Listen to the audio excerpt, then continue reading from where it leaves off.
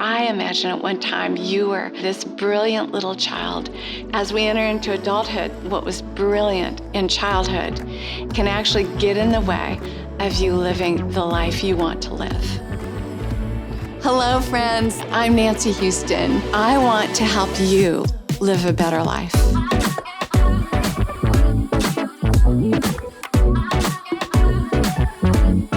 We're all emotional creatures who sometimes think. And so it's so important that we make this journey from our heads into the depths of our hearts. Welcome to the In-Between with Nancy Houston. Good morning, everybody. It's so fabulous to have you here with us. We love you. Thank you for joining us in the in-between because, man, aren't we in the in-between? You know, we didn't get any say in how we came into this world, and a lot of times we don't get any say in how we go out of this world. It's not always an easy journey, but we do have a lot of say in what happens in the in-between and how we decide we're going to live our lives. And so we have this one wonderful, glorious life to live, and sometimes it's hard and brutal and difficult, and we want to be here for you to encourage you, to just lift you up, give you some hope today, and that's what I want to have happen every time that we're together. I just want you to feel encouraged and hopeful and know that you're not alone, and that, yes, there are a lot of ups and downs in this journey that we're all on together, but if we do it together, we're just better together. So I don't want you doing this journey of life alone. Isolation is the worst thing in the world for us because we are social creatures and we need each other. And our brains are so much happier when we're together than when we're isolated and hurting by ourselves. So my dear friends, if you're hurting today, please don't be alone in it. Just know that we love you, we pray for you, and we care for you. Oh, and I want to give a shout out to Rachel. Thank you, Rachel. You are so kind. You donated to the podcast, and that was just a really sweet encouragement for me and our team. So grateful I've got Hector and Derek and Julie here in the room with me in the living room. And then I've got one of my dear, dear, dear friends, Amy Ford. Hi, Amy. Hi. Thanks for being here with us today. I'm just so thanks for having me. excited to have you. You are one of the most, you guys, she's one of the most inspiring women you will ever meet on the whole planet. And, you know, we've gotten to really get to know each other the last couple of years because you've been in my leadership group. Yes. And which I have loved. I loved you before, but now I love you even more because I feel like I know you more, you know, right? Yeah, it's definitely the hardest thing I think I've ever done, but the most fulfilling. And I know even like the night before, you know, I'm like, okay, I got to do another. And then by the end, I'm like, that was so amazing. I love these people. I love Nancy. It's so good. It's been so helpful with just like awareness and understanding myself and getting to know who I am. Yeah. And for a really busy person like me who can't sit still, it's really hard for me to do that. And so like making myself take the time to do this in community has been so rewarding and so worth the time and the investment. So I'm thankful for you and the team. I'm so glad you've done it. Yeah. Oh, I'm just so thankful that we've gotten those precious years together. I'll never forget them. Mm-hmm. And I love how at first, you know, you've always said to me, well, I'm super ADD. Yes. And just like the more you got so you could label your emotions, you could talk about things, the more your system started calming down. You know, did you? Yeah, for sure. Did you feel that? Yes, for sure. And even just things like knowing what my triggers are or knowing what, you know, that window of tolerance that you talk about, like what gets you out of that window. And for me, it can be the smallest things. Like one thing I just noticed recently is like, I think I need to get ready in the bathroom by myself. I don't know why. Yeah. It's just like the littlest thing, but I start getting anxiety or like feeling rushed or can't focus when someone else is like where I do my makeup and I don't know why. It's weird. I No, haven't figured out the why part, but at least I know that like I need that. So getting up a little earlier so that I don't get, anxious, Yeah. so that I can have a bathroom to myself when I get ready. Just stuff like that. Hey. That like I've never taken the time to know about myself. I get annoyed and I don't know where that came from, Oh, and now you know. And now, yeah, that's one of a ton of things. But no, but that's big, just little Amy, things when you of think like, about oh. how you start your day, and if you start it with anxiety, or if you can start it from a calm place, Yes. and recognizing what you needed. You need some quiet space, right? Like I'm totally with you. I think, especially when you have a bunch of kids. You have 4 Yes. kids. I have 4 kids.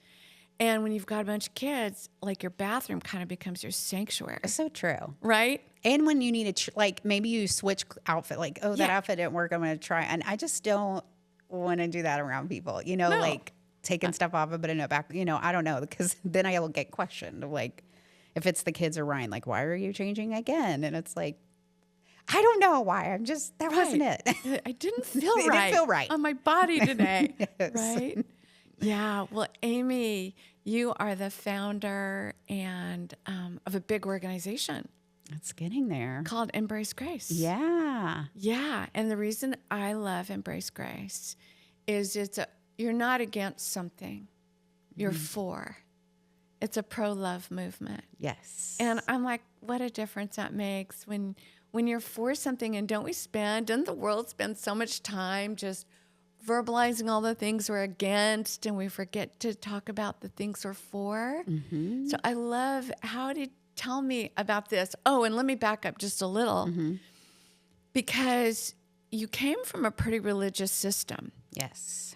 right? It's very strict. Very strict, very strict. And so kind of start there and tell us your story, and then how you got to where you are today. Okay. Well, yes, I have an amazing family, and we're still very close. But when I was young, I was the oldest of 4, and it was just they were very strict and just so many rules. And I went to Christian private school, went to church every single week, several times a week. But I didn't really have a relationship with the Lord. I just went there because my parents made me. I believed in God, but there wasn't like a relationship. And so really, I kind of wanted to, all I could think about is like, I can't wait till the day I turn 18 and get out of here. And like, and I even, I just would dream about like even sneaking out and things like that, which I really didn't do that. I was a rule follower for the most part, but in my heart, Yeah. I was like, I just kind of was rebellious. Yeah. And You're longing I just for felt some like I was freedom. in prison. Yes. I just Yeah. wanted more. So anyways, I found out I was pregnant right after I graduated high school. And I was so scared of telling my parents. I was scared of my parents about everything, but I was scared. I was scared I was going to disappoint them. I was the oldest. I was going to let all my siblings down. And I also just thought my dreams were over. I thought my life was over. And so I ended up, even though I knew it was wrong, I scheduled the abortion. And me and the father of the baby who I'm married with today, but at the time, we both were so terrified that we went and we paid for it and everything, and I ended up hyperventilating and passing out in the abortion room. Wow. And when I came to the nurses, or one of the nurses was fanning me, she was giving me a drink of water, and she just said, "You're too emotionally distraught to make this decision today. You can come back another day, but today you're not getting an abortion." So I walked back out in the waiting room where Ryan, my now husband, was there, and he could see my face was like swollen from crying, and I just said, "We're still pregnant." And so, Amy, what? yeah. Like, I'm just picturing this young girl, like what, you're 18, Yeah, 19. 19 years old, and are you laying on the abortion table? And I mean, is that when you hyperventilated? Yes, or I said I was laying I wasn't laying on the table at this point. I was sitting on the table. sitting on the table? And when they were describing it, I stood up and started pacing, and I just couldn't catch my breath, which is really weird because I've noticed that about myself when I get really panicky, I feel like I can't breathe or I'm being strangled or something like that. And, you always ask me, where do you feel it? Yeah. It's always my throat. Like that is, and then I also have always been a fainter. I have like this vagal thing where I faint. Faint when I get shots. I faint, So yeah, I was pacing and I kind of squatted down because I couldn't. And it's like, you can just see everything closing in, kind of like those old cartoons where it would like Looney Tunes and it would go to like this. And then, next thing you know, you're awake and on the floor and you don't really know what just happened. Oh my gosh, Amy. Yeah. So it was, I think I had really stuffed down all my emotions, when in robot mode of like, I just need to get this done. Yeah. And I'll deal with the consequences of broken heart or whatever that might be. I just need to have this abortion. So I try not to feel and just was like waiting to get to this appointment. But then it was kind of like it all erupted, For sure. in that room. So Sounds terrifying. yes, it was very terrifying. Were you terrified going in as well? I think I was, but I was very numb. I just tried to stay numb. Like I had hardly cried about it. It just was like, just a zombie almost, just trying not to panic, trying not to, but as all that stuff always comes out, Well, it always comes out. And don't you think when we're, I don't know, sometimes raised in uber religious homes, that everything gets hyper spiritualized, so we aren't learning how to deal with our own emotions? for sure. Did anybody, when you were a kid, did anybody say, well, Amy, you look sad today. What's going on, honey? Yeah, no, we were all very close in age and when it was just kind of crazy at our house all the time.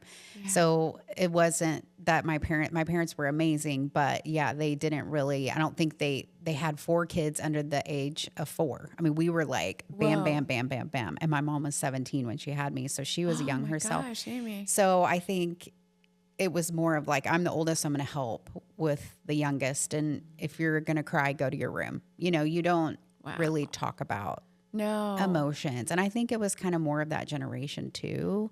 Yes. We didn't, they did the best they could with the tools they had. Like their parents didn't teach them how to talk about their emotions or how to process them or how to name them and label them. And so then they don't help you with that. And then so here you are pregnant and you're feeling a lot of things, but you don't even know how to talk about it. Totally. Yeah. And didn't really have anyone to talk to, which is another reason why I started Embrace Grace. But I just told, we ended up telling my parents. It wasn't as bad as we thought it would be. They were very disappointed, but we also knew we were high school sweethearts. We knew we wanted to get married. And so we scheduled the wedding, and we asked this pastor that wouldn't marry us we asked this pastor that had led my husband to the Lord years before if he would marry us, and he said he wouldn't because we have sinned. Oh, wow. That he wouldn't bless this marriage. And we were just like, oh my gosh, like we have screwed up so bad. Oh. We can't even be married and be blessed. And, so... But we found someone else that would marry us, but it was definitely like a scarlet letter experience. Amy. I know, it doesn't make sense. He did apologize. 2 years later, he apologized. I know he did, but at the time, for you guys to feel like, wow, nobody even wants to marry us. We're so bad. Yeah. How did all that shame affect you guys?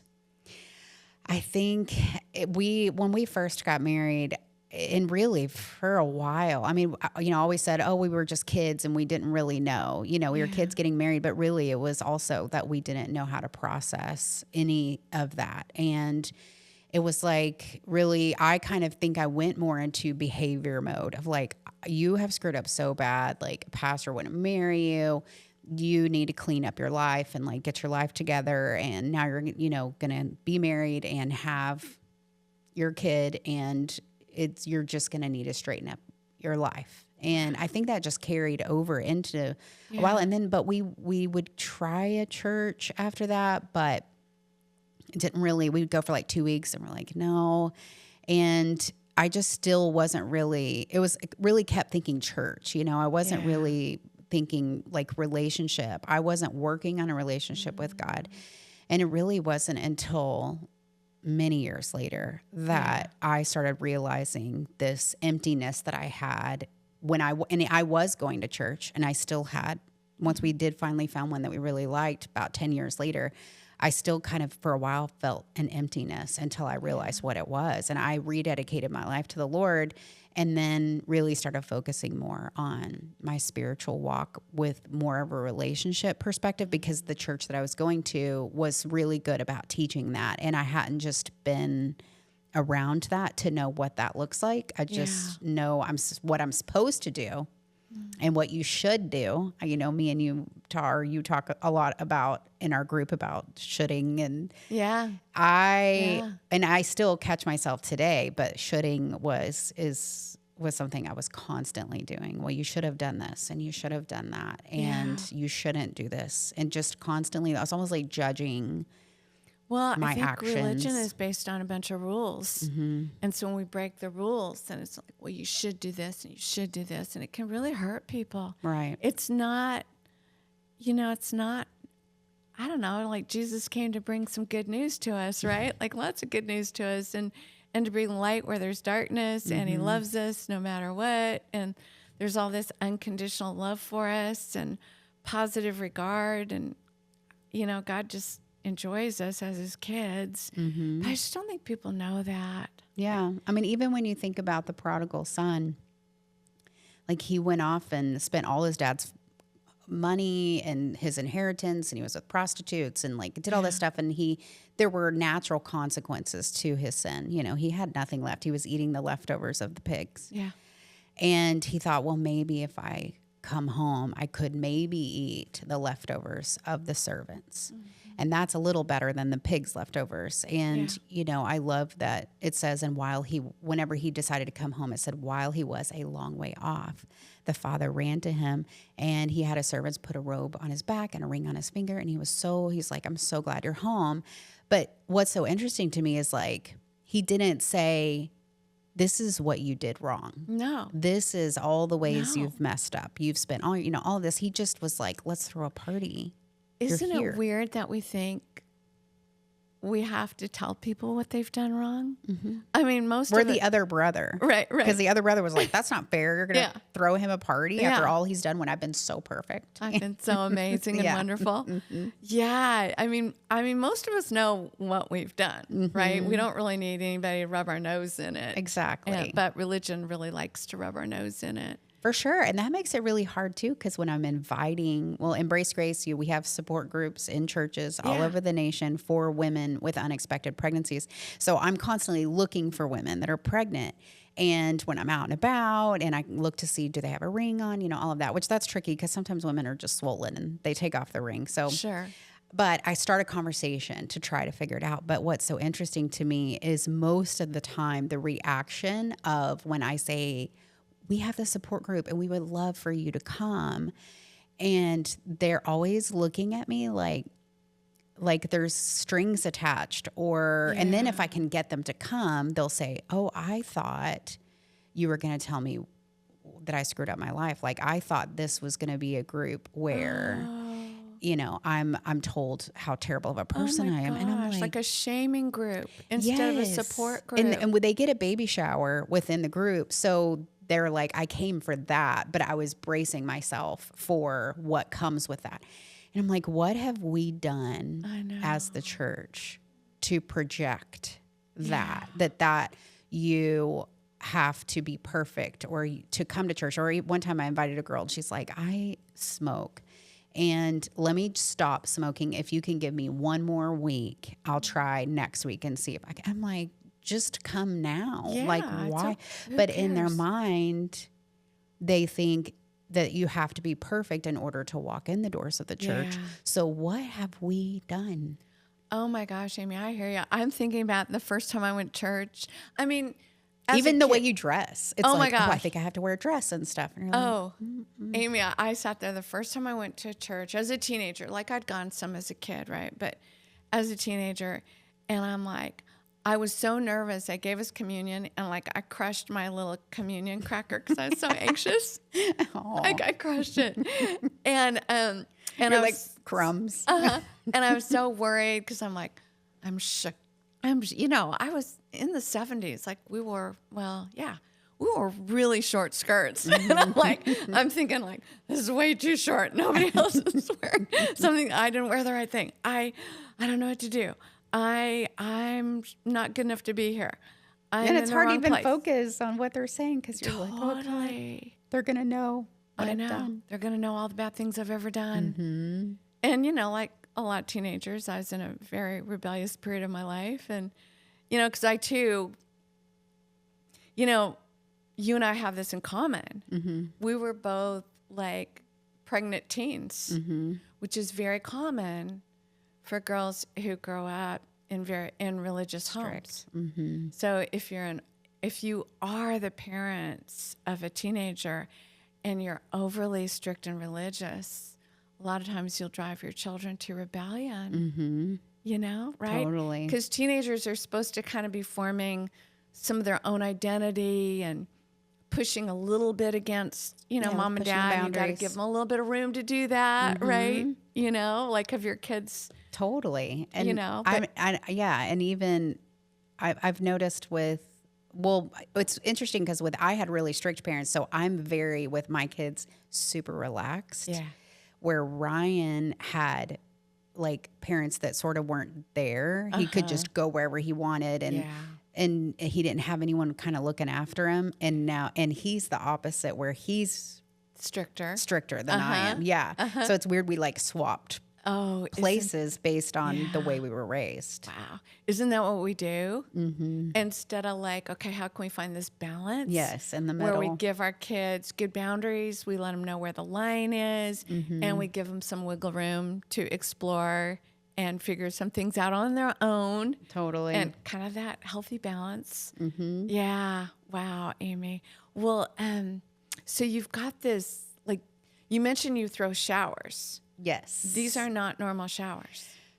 They are amazing. They are. I feel like they're prodigal parties. Like, speaking of the prodigal son, I know, mean, right? they're just so amazing. And they get so much stuff. I mean, it's like car seats, swings, diaper bags. And I know some people, like one time we had a leader that was like, well, we have one girl, but it looks like she doesn't, she's got parents that maybe can afford, to help her in that way. And we're like, you still need to do it, because there's something about that, the church coming around her and caring for her, because it's God's kindness that leads us to repentance. Totally. And it's his goodness that draws us to him. And so when they can experience that kind of love, that is what changes people.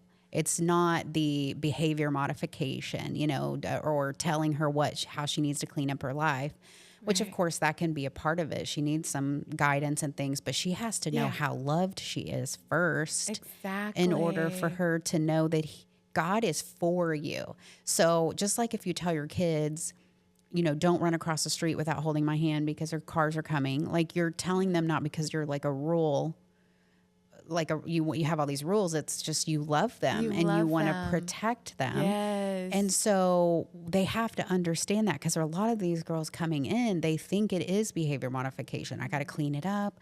I need to be perfect. Yeah. And they're going to fail. Obviously we all do. Totally. So we want them to know how loved they are, no matter what, because that's what changes them. And as they fall in love with Jesus, he transforms their hearts and they want to do good because of their love for him, and know that there's grace when we do mess up, and that we can, start over That's again. right. And new every day, right? yes, New but every sometimes when you just say God loves you, it's hard to receive, especially for someone that has had a lot of hurt and pain. Yeah. So to see it and feel it through a baby shower is something special, and it's beautiful. So divine, right? I love that. I love the generosity, because I think God is generous, but a lot of times we've seen him as far away up there, we're down here. So there's all this distance. Disconnect. And God is stingy and rigid and hard and judgmental. Instead of, no, God came to earth and indwells us and is loving and generous. So I love your generosity. I've seen pictures of like tables Full. heaped to the ceiling. It's so amazing. With I remember gifts. one time we had a girl that she had kind of missed a lot, and it is tricky, like scheduling the baby shower, because you people come and donate all of these gifts, and they come and watch her open it. So when you miss a lot of the classes leading up to it, it's like, is this girl even going to show up? Yeah. But this girl was saying, I do want to come to the shower, but they're like, you have missed a lot. And we try to say, like, try to come to at least 70%. Well, this girl just didn't. So the leaders were struggling with, do we still give her a shower? And we were like, yes, still give her a shower.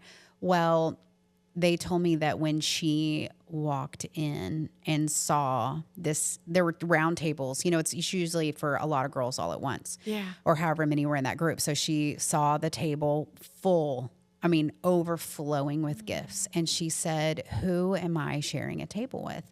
And they said, oh no, that's all yours. Those That's are your gifts. table. And they said she put her hand like over her eyes and her face and just stood there and just weeping. And she kept saying, I don't deserve this. I don't deserve Amy. this. And it was like, thinking because she had missed a lot and all of that, but like what an impact to experience God's grace, that we don't, none of us deserve No. the grace that he gives us. But for her to feel that, like the impact of that, and now she like goes to church, and now she is involved in. So it's we've had even women surrender their life the night of the baby shower, or sometimes they'll bring the boyfriend or their parents, because their parents are like, I don't, you're coming to this church, and they think it's like this little thing, and then they show up and it's like, wait, this church has been loving on you in this way, and you've never gone to this church on the weekends or anything, and you don't know these people. And like we have one employee, Maddie, that she said that her dad, she had brought all the gifts home when she went through Embrace Grace. Now she works for us, but she shared this at the gala last year, and she said when she brought home all of the gifts, and her dad's helping get them out of her car to her third floor apartment, and he's like, you mean to tell me that a church bought you, like a church meaning the people, bought you all of these gifts, and you don't know them, you don't know any of the people, there's stuff like monogrammed with your kid's name, like, Oh my what? gosh. And she's like, yeah. And she didn't really grow up in a Christian family or go to church, and he was like, I have never seen anything like that. Well, now, because of that experience and him just seeing the love that his daughter experienced through the church, he goes to church every weekend now and has surrendered his life to the Lord. And just so beautiful how love just like changes people. It's not that religion. It's not that I have to do this. No. It's love. That's our love.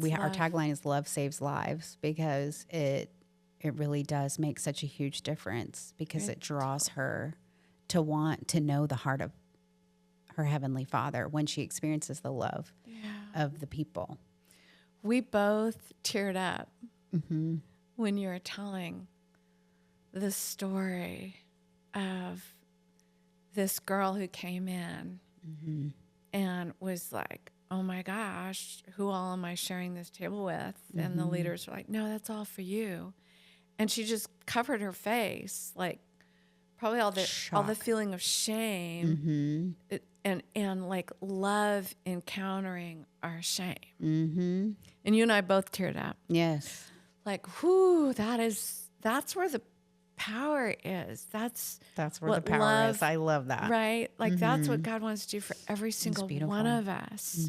That's what Jesus came to do, is to bring this radical, generous, wild love. Right? Like Yes. it's a wild kind of love to us that we have no comprehension for, because mostly we've been shamed a lot and told how bad we are and how we need to get in line and we need to clean up our lives, and yet we feel powerless to do it. And what would it have meant to you if, when you found out you're pregnant, you could have gone to that pastor who you asked to marry you and he said no, you're such a sinner, no. Or been able to go to your parents, and if they would have radically loved you, what would that have done for you? And even Ryan, to start your marriage that way. It would have been a totally different experience. Or even knowing that the church was a safe place to go and talk to and get prayer and wisdom and guidance and counsel in that situation. Like, it doesn't, even though we go there every single week, it never crossed our mind to ever go there. Like, we wouldn't have felt comfortable, or it just didn't seem like a place we would go to. So, back then we just have phone books. And so we just go straight to the clinic instead of like reaching out to people that, if we would have known that there were people out there, that would have changed everything. If there was an Embrace Grace group for me, Yes, way back then, it would have and you changed could have everything. invited Ryan to the baby shower, and he could see, like, oh my gosh, what is happening here? For sure. I met a woman one time who said, she was an older woman and her husband had just passed away. And I spoke somewhere and she came up to me afterwards and she said, me and my husband, we had gotten pregnant before marriage. And we asked a pastor to marry us. He said no. We asked another one. He said no. We asked another one. 3 said no. Wow. Then the 4th one, they just didn't tell him that they were pregnant. Oh, I bet. So they could get married. And she said after that, we were married for like 50 something years.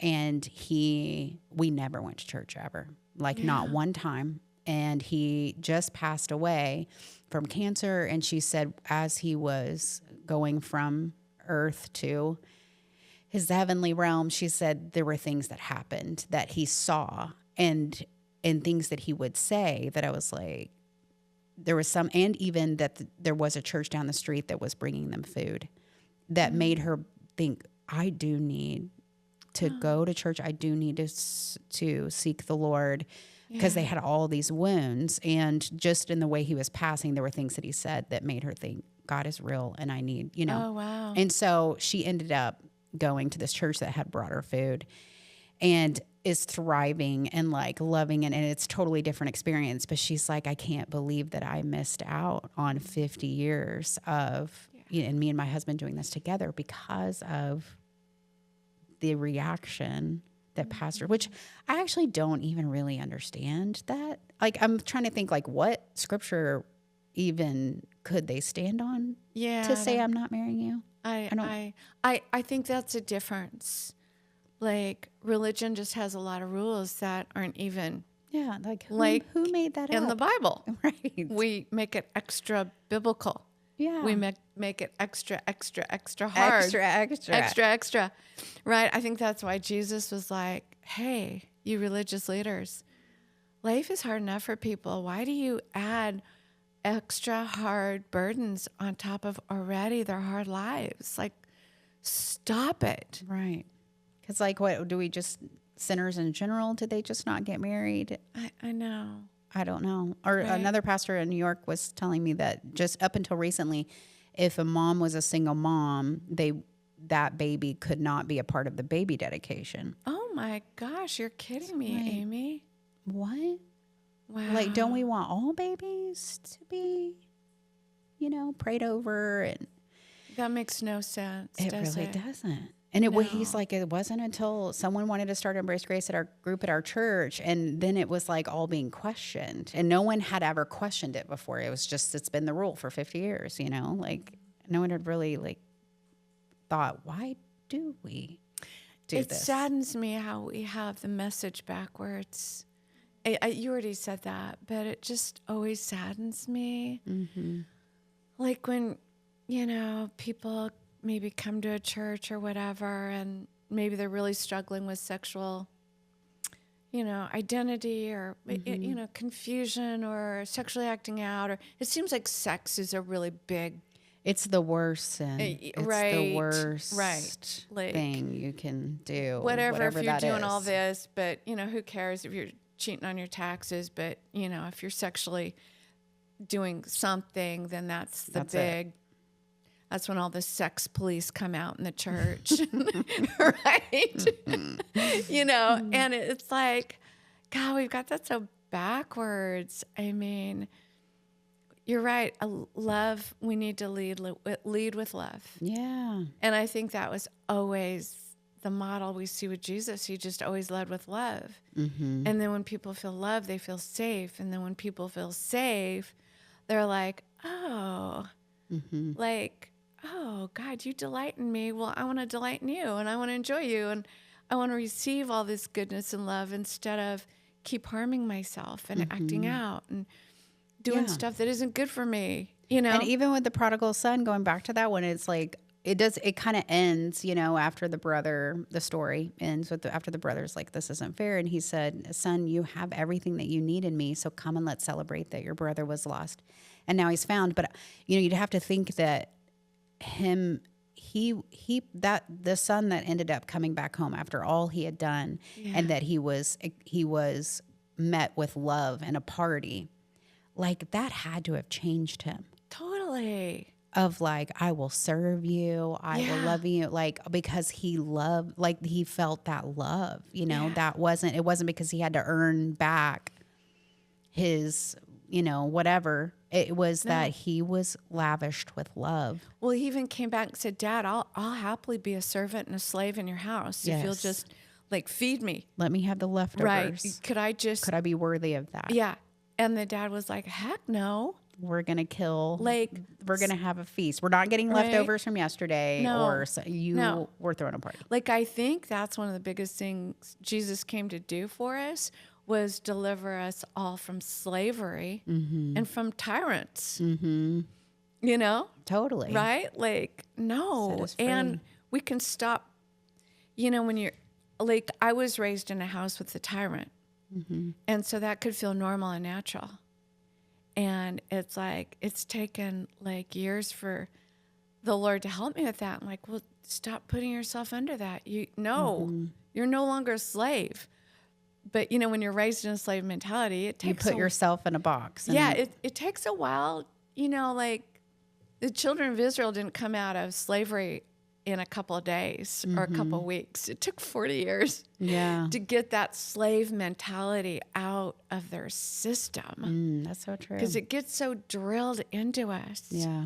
And so like it feels weird, right, to be free. And then shame drives the cycle that keeps us there. Like, well, I'm not worthy and I've done some bad things and I'm not good enough. And who am I to think that I'm worthy of being loved or being treated decently? And so we can just keep ourselves trapped, can't we? Yeah. And even whenever these moms that come in to Embrace Grace and they're kind of like bracing themselves for what they think the experience might be like in order to get that baby shower, we're real strategic in like the first group, all of the leaders share their stories. And so, we all have very varied stories. It could be an unplanned story, or it could just be like our testimony, just what God's done for us and where we were before and what he's done for us. And it like immediately their walls come down and they're like, if that, you mean you weren't a bunch of perfect church ladies? Right. And if that's her story, like that's way worse than my story. And if God did that for her, then maybe God will do that for me too. And all of a sudden their walls start coming down. So it's like what I feel like with the issue of so many people not really wanting to come to church. It's for perfect people or it's for hypocritical people. Yeah. People, because they think it's for perfect people, but then they see the sin behind the scenes, or whatever. We're messy humans. Right. And so they're like, oh, it's hypocrites then. But like if we can be vulnerable and authentic, like with our stories and where we've been, when we mess up now, when we've messed up in our past and where God has brought us through, if we can be more real, I think it will be a revival. Like it will be so many people wanting to come to church because that's what they need. Right. And we just have presented to the world that this is for the perfect people. No. And that's not very inviting. I love that Jesus relieved us all of that burden because he said there's none good, no, not one.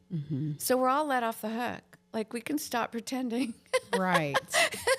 We can stop faking it and trying to appear like I'm so good. It's like, no, I'm not. Yeah. No, I'm not. I am messy. You're messy. We're messy. And it's okay.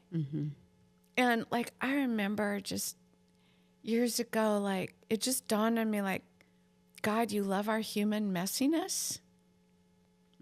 I don't know why. I think being in the church for a long time, you could just get to feeling like, no, God loves how good we've become. And it's like, no, he doesn't. He loves our human messiness, and he cares for us. Just That's where we lean in and want to connect even Yeah. more in our messes. Yeah. Like if we've got it all figured out and are perfect, which we know we won't rely on him. No, we won't. We need to connect with We him. become our own gods then. Yeah. And then we just become Like I like got the this on my religious, own. right? Right. Yeah, yeah. Well, you guys do more than do showers. I mean, that's an amazing part of what you do. But like, you have support groups for these mamas. Yeah, teachings. Nancy, you're a part of Yeah. the Embrace Life teaching. Embrace Grace is for when they're pregnant. Embrace Life is for after they have their that's baby. so cool. Actually, you're in Embrace Grace and Embrace Life, actually. But yeah, we go through and talk about just grace and God's love and the Bible. And Embrace Grace is the spiritual, but yet it also has a lot of practical in it as Yeah. well. And where Embrace Life relies more on the practical teachings, it's going into financial stewardship, time that's management. I'm dating and I'm a single mom. Like, how do I do this? Or Yes. sexual integrity, Yeah. soul ties, parenting, all, and having a relationship with God. And we actually talk about what the differences between relationship that's and so religion. cool. And so there's awesome and powerful teachings, but what else is really cool is just the community that they develop. Because when you have an unplanned pregnancy, a lot of times their friend groups sort of just distance themselves. Oh, yeah. Can scatter. They don't know whether to say congratulations or I'm sorry. So they Right. don't say anything, and then Yeah. you just feel alone in a crowd of people.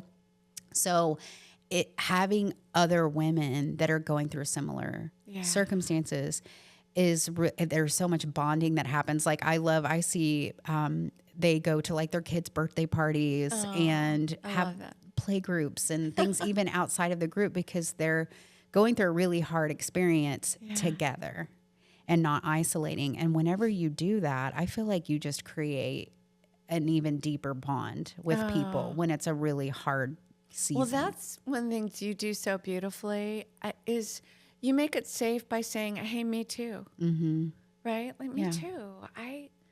You guys can look at me now and see me as this founder of this big organization. And I'm married and I've got 4 kids. And those kids are now getting married and having a baby. And, they can just see this really successful woman. But when you like always start with, no, hey, me too. Yeah. You and I are no different. It's just that, God's been really gracious and loving and kind. And now I just I'm not trying to be good. I don't do this nonprofit because I'm trying to be good. Or I'm trying to make up for my wild years or whatever as a teenager. I'm doing this because God has loved me so much and been so generous with me that now I just want to turn around and give It's it a to y'all. joy. Right? Yeah, it's a Yeah. joy. Even though there are hard things, of course, hard times and Yes. stuff, but it's a joy to do it. Like, I feel that when I go to your office, I'm like, yes, oh, I love everyone coming there, here. everybody loves it. Like, it's yeah, just, we believe we have front row seats to miracles. Like, the stories that we hear, and even the ones that maybe are in the middle of a really hard, they're hearing maybe a miracle story from someone else in the group that was in a similar hard situation a month before, whether it's their finances or baby dad issues or whatever it is. Yeah. It's like everybody just gets so filled up by the God stories and the glory stories and like watching the miracles happen. Even as leaders, we're like, our faith is just growing to see like, oh my gosh, God came through Isn't that great? for all of these So women. it really ends up blessing you as much or even maybe more than. Totally.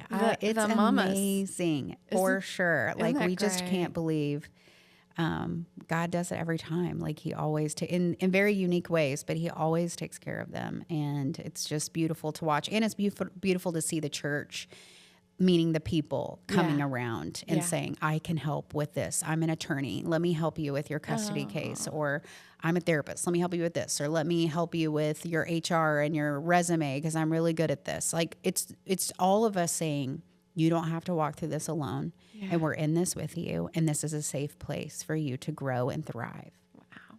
Yeah.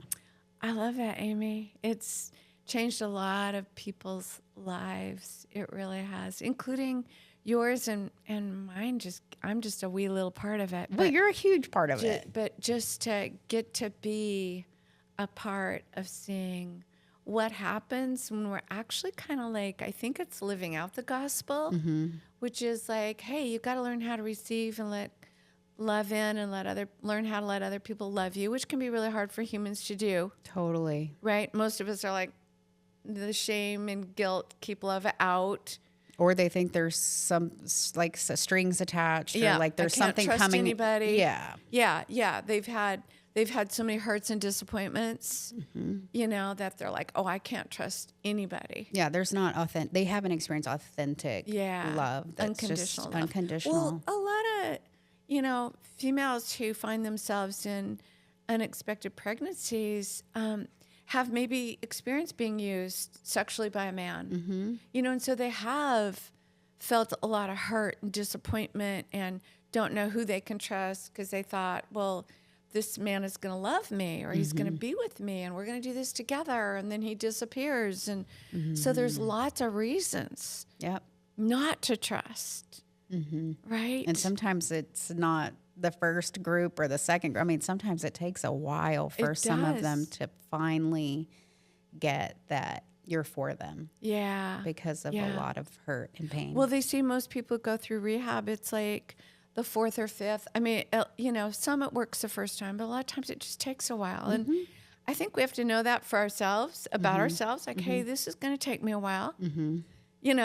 To get it's it, not all. yeah. There's no magic wands. No. R- and it's not the same formula for No. everyone. And going to church isn't a magic wand, and there's no magic wands. It's this slow process of learning how to let love in, how to trust, how to, kind of test love and see if it can be real.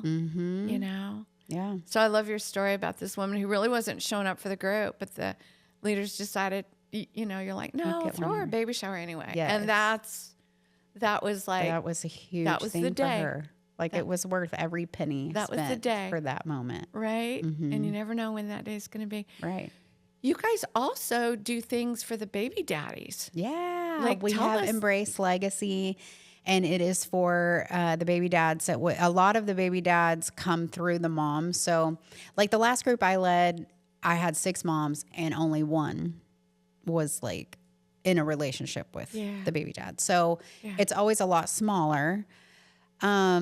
Because unfortunately, like some of them are like, he changed his number, like he's gone. he disappeared. I mean, Yeah. there's just a lot of different stories. And it's not like usually men are like looking for, Googling support group for Right, that, right, So yeah. I mean, it's usually yeah. through her, like she'll invite him like, hey, I'm going to this group on Wednesday nights. And they also have one for the dads too, if you want to go.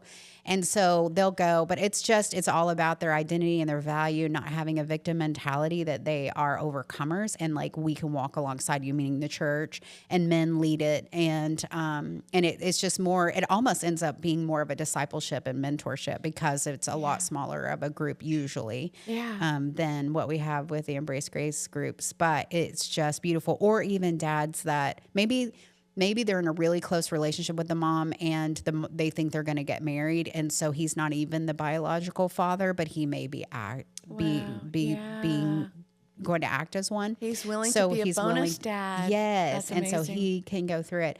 But we have Embrace Legacy groups all over the nation too. So we're in churches all over the nation. Anyone can lead a group. We're in all 50 states and we're in over 1,100 churches that have these groups. So, That's and because it's digital curriculum, we have people like Nancy who lead some of the teachings, and then so you just press play, powerful teachings, and then we give you like the handouts. We give you the icebreaker questions to go over with them. Like we give you all of the tools so that administratively you don't have to do all this preparation. You have more time to invest in her relationally and love on her. So we make it like very plug and play with it so that you can have a really authentic experiences with Isn't the that moms. cool? And yeah. Man, Amy, I just love you so much. Love you. And I love that this truly is a pro-love movement, just filled with joy. Yes. And even though, yes, a lot of the mamas that you are with are going through hard things and it's not a walk in the park, it's not simple, but underneath it all, there's still joy that y'all get to love on these mamas and then their babies. Yes. And even the baby daddies or bonus dads, Yeah. if they want to be. We need more dads in the world. Oh, my gosh. Oh, that'd be a game I'll changer. never forget, Amy, one time I was in New York in an Uber. I was just chatting with a young man, and he was telling me that he was a baby daddy. And he was kind of wondering if he was very important to his child's life. Oh, my word. And I just, You're like, well, let me tell you. I did. I'm like, let me tell you how important you are. Totally. Like, if you will be involved in your little girl's life, you will change her life. Having a Yes. daddy changes everything for a child. Right. And he started weeping. Oh, my He's driving me to the gosh. airport and he's weeping. And I just put my hand on his shoulder and I said, you have so much value. Don't give up. You're more important than you know. And I'm sorry if sometimes us women forget to tell the men around us, That's so like, true. dude, you're so important. Yes. You know, and this baby needs you. And she really, for a mama to be able to do her job, she needs daddy to do his. Yeah. You know, I mean, it's really helpful if it can work that way. If it can't, then God makes other ways, you know, but that's the ideal.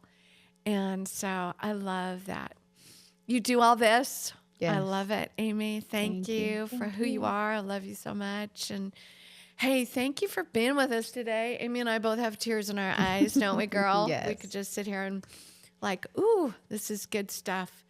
So thank you for joining us. And listen, if you are, you know, waking up today and taking a pregnancy test and you're like, oh my gosh, I don't know what to do. Reach out to Embrace Grace, please. If you're a baby daddy and you don't know what to do, please reach out to Embrace Grace. You don't need to be alone. This is not an organization that is going to tell you what you've done wrong or the mistakes you've made. Hey, I've made plenty of mistakes. We all have. Yep. So welcome to the being human. You're not alone in that. And so we just want shame to stop causing you to isolate, to hide, to numb, to do whatever it is you're doing to try to medicate the shame. Shame is awful. And shame is universal. So we all have shame. It's this horrible thing. And actually the way we alleviate our shame is to get connected. Stop isolating. Start telling your story to people who are safe and who will love you and who will care about you. Don't tell your story to people who are unsafe. So anyway, we love you. We'd love to hear more from you. And just I hope that today blessed you and gave you some hope.